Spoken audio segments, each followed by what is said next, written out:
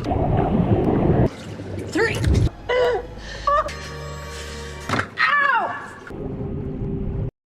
Welcome dear awkward, स्वागत आपका 12 feet deep movie में। दोस्तों, ये मूवी उन दो लड़कियों के बारे में है जो स्विमिंग पूल के अंदर फंस जाती हैं और इस मूवी में उनके स्ट्रगल को दिखाया गया है कि वो बाहर कैसे निकलते हैं।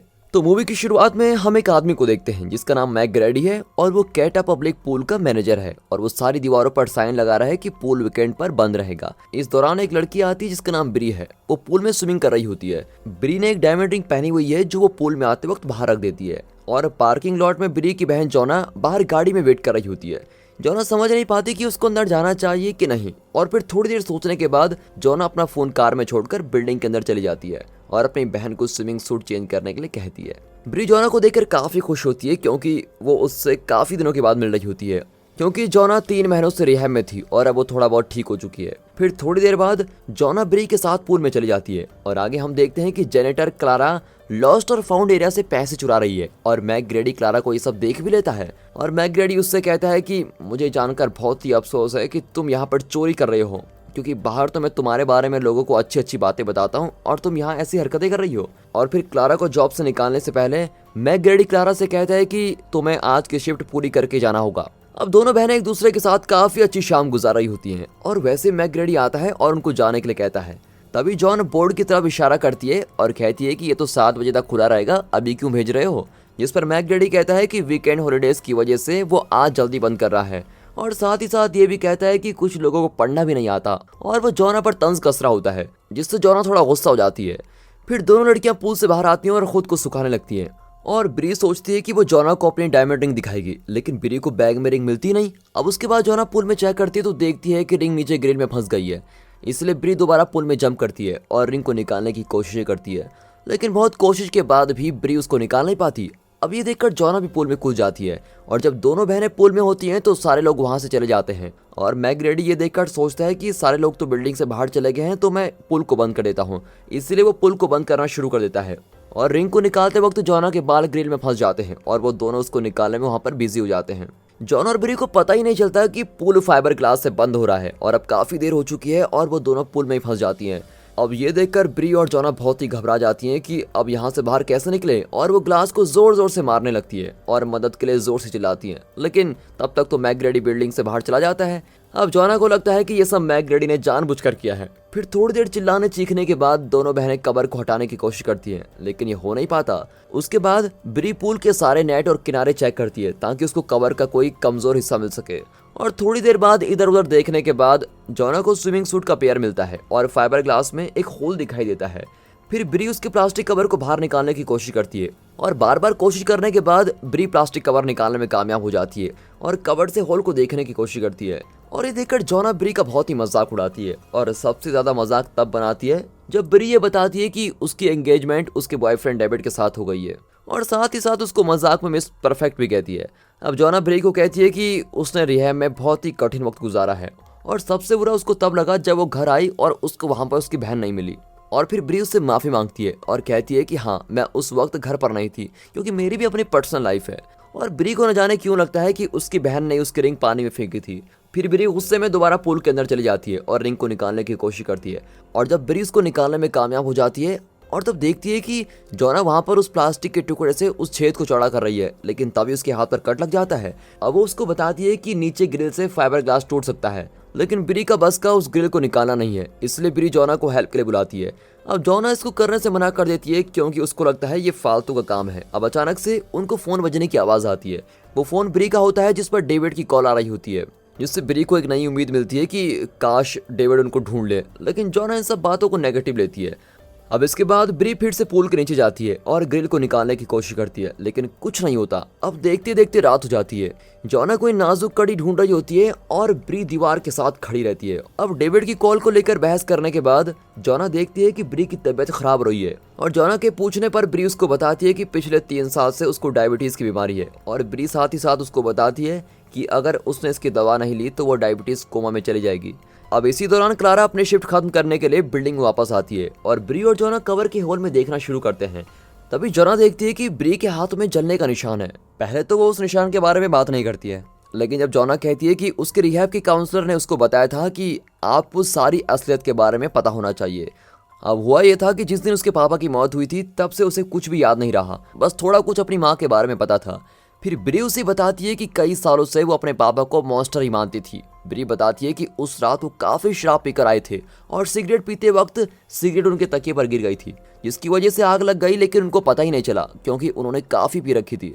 फिर ब्री जोना से कहती है कि जब वो अपने पापा को उठाने की कोशिश कर रही थी तभी उसके हाथ में ये चोट लग गई थी। अब ये दोनों बात कर ही रहे होते हैं कि तभी अचानक से क्लारा उधर आ जाती है और वैसे ही ब्री का फोन फिर से बजता है और क्लारा ब्री के पर्स को देख लेती है। अब क्लारा तो वैसे ही चोर है और उसको चुराने लगती है, लेकिन तभी ब्री और जोना की आवाज उसको सुनाई देती है जो मदद के लिए चिल्ला रही होती है। क्लारा उनसे पूछती है कि वो लोग यहाँ कैसे फंसे और साथ ही साथ ब्री का पर्स और फोन चेक करती है। तभी बाद में क्लारा को पता चलता है कि बिल्डिंग के सिक्योरिटी कैमराज ऑन है, तो क्लारा उन दोनों को रुकने के लिए कहती है और सिक्योरिटी कैमराज बंद करके आती है। फिर क्लारा उन दोनों से कुछ बेहुदा सवाल पूछती है।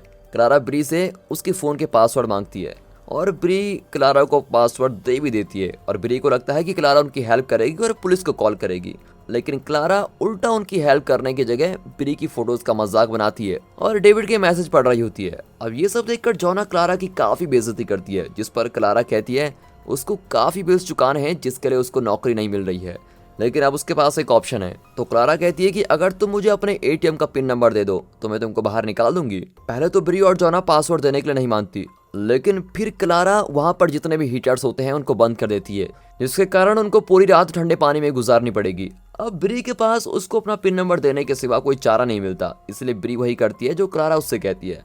अब उसके बाद हम देखते हैं कि क्लारा ब्री का पर्स लेकर वहां से चले जाती है और वो दोनों बहनें पुल में ठंड से घुट रही होती हैं। तभी जोना देखती है कि ब्री की तबीयत ठंड की वजह से बहुत ही खराब हो रही है, इसलिए वो फिर से ग्रिल को निकालने की कोशिश करती है, लेकिन वो अपने डर की वजह से उस ग्रिल के पास जा नहीं पाती। तभी जोना देखती है कि ब्री बेहोश होने लगती है और वैसे ही भागकर उसको उठाने की कोशिश करती है। जोना ब्री से कहती है कि काश मैं तुम्हारी तरह होती और तुम्हारी तरह बहादुर होती, क्योंकि मैं उस ग्रिल तक जा ही नहीं पा रही हूँ। जिस पर ब्री उससे कहती है कि तुम मेरी जैसे ही हो, बस तुमको दिख नहीं रहा है।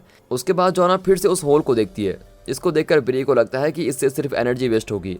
जिस पर जोना कहती है कि खड़े रहने से तो अच्छा है कि हम घूमते रहें, जिससे हमारा शरीर गर्म रहेगा।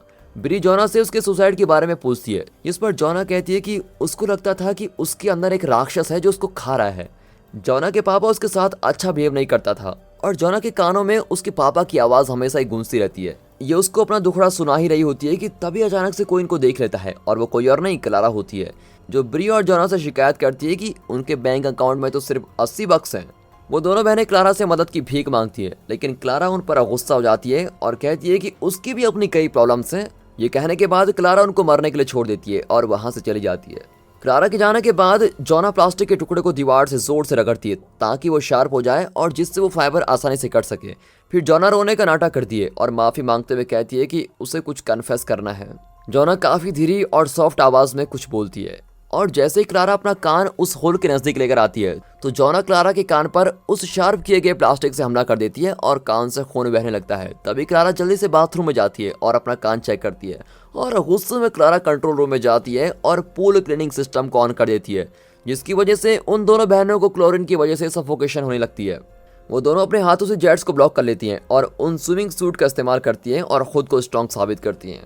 लेकिन ब्री धीरे धीरे होश खोने लगती है और डूबने भी लगती है, लेकिन जोना उसको पकड़ लेती है ताकि ब्री डूब न जाए और वो क्लारा को कहती है कि प्लीज हमारे साथ ऐसा मत करो, हमें यहाँ से बाहर निकालो। अब इससे क्लारा को थोड़ा एहसास होता है कि उसने जो किया है उससे उनकी जान भी जा सकती है, इसलिए वो उन पर तरस खाती है और कंट्रोल रूम में जाकर क्लीनिंग सिस्टम को बंद कर देती है। उसके बाद क्लारा उनके पास वापस जाती है और उन्हें कहती है कि वो लोग अब उसके कंट्रोल में हैं।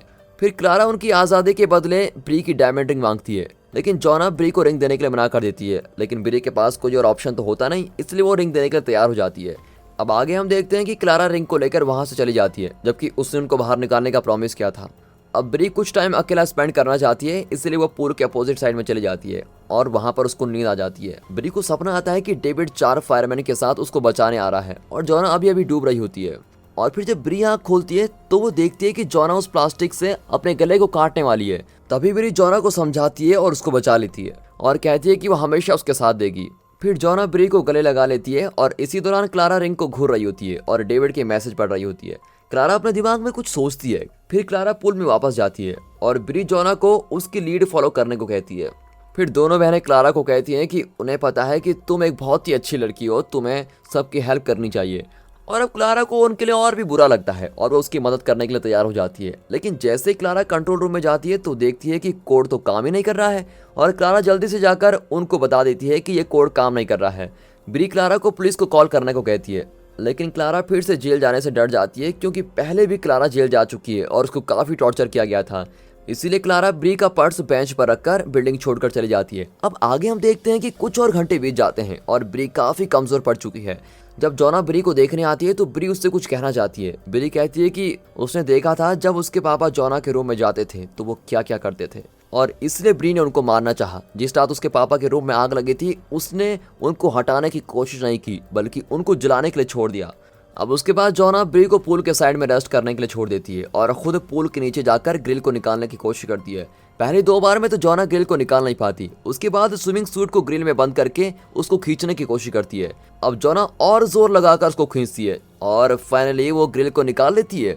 तभी जॉना की नजर ब्री पर पड़ती है और वो देखती है कि ब्री तो बेहोश हो रही है। तभी जॉना ब्री को अपने मुंह से सांस देती है और उसको होश में लाने की कोशिश करती है। उसके बाद जॉना ग्रिल से फायर ग्लास पर जोर जोर से मारती है और आखिरकार उसको तोड़ ही देती है। अब बाहर निकलने पर दोनों बहनों के शरीर पर बहुत से कट लग जाते हैं क्योंकि उस छोटे से होल से निकलना बहुत ही मुश्किल होता है। ब्री की हालत बहुत ही खराब हो गई होती है, इसलिए जॉना ब्री को उसके पर्स से इंसुलिन का इंजेक्शन निकालती है और उसको लगा देती है। अब कुछ वक्त बाद ब्री होश में आने लगती है। अब वो दोनों बहुत ही खुश होते हैं, लेकिन उनकी खुशी बस कुछ ही पल की होती है क्योंकि वैसे क्लारा उनके सामने आती है और गन लेकर उनको मारना चाहती है क्योंकि उसको लगता है कि अगर ये दोनों बहनें बाहर चली गई तो ये मेरा नाम फंसा देंगी। जिस पर जॉना क्लारा को कहती है कि वो समझ सकती है कि क्लारा किन हालातों से गुजर रही है। जॉना ये भी कहती है कि ब्री को कुछ मत करना क्योंकि सिर्फ उसकी जिंदगी में एक ब्री है। क्लारा को उन पर बहुत ही दया आती है और वो गन नीचे कर लेती है और फिर फाइनली क्लारा ब्री की रिंग को वापस कर देती है। तभी जॉना ब्री का फोन लेती है और पुलिस को कॉल करती है और क्लारा को भी कहती है कि पुलिस के आने से पहले वो यहाँ से भाग जाए। और मूवी के आखिर में हम देखते हैं कि ब्री स्ट्रेचर में होती है और उसके आसपास डॉक्टर्स और जॉना होती है।